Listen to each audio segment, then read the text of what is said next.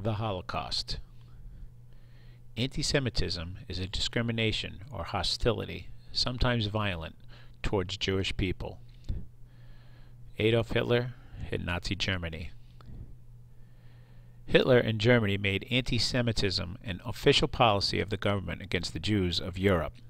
Over 6 million Jews were persecuted. That was about 2/3 of the Jewish population in Europe. The Jews were excluded from all aspects of Germany's political, social, and economic life. No marriages were allowed between Jews and non-Jewish people. Jews were forced to sell their businesses or lose them to the Aryan people. Most Jews lost their jobs. Jews in Germany and German-occupied countries were required to sew a yellow patch on their clothing that had a star and said Jew on their clothing. This made attacks on Jews even more prevalent. Hitler's concentration camps were guarded by a secret police.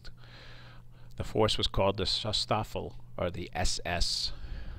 Prisoners of war were originally held at these camps, but Hitler decided to keep undesirable people there, such as the Jews, Jehovah's Witnesses, homosexuals, gypsies, and even the homeless.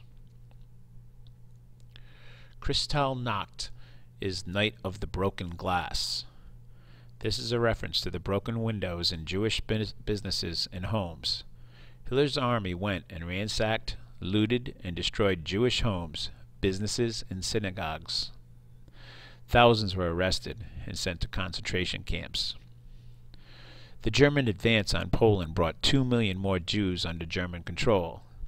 The Nazi plan for dealing with these Jews included the establishment of ghettos, which are self-contained areas surrounded by a fence or a wall and guarded.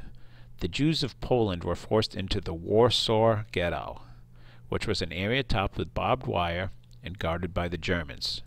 Jews received very little food, and hunger, overcrowding, and lack of sanitation brought on diseases. Each month, thousands of Jews died in the ghetto. The Nazis, though, they wanted a more efficient way of killing Jews. The Einsatzgruppen was made during the invasion of the Soviet Union.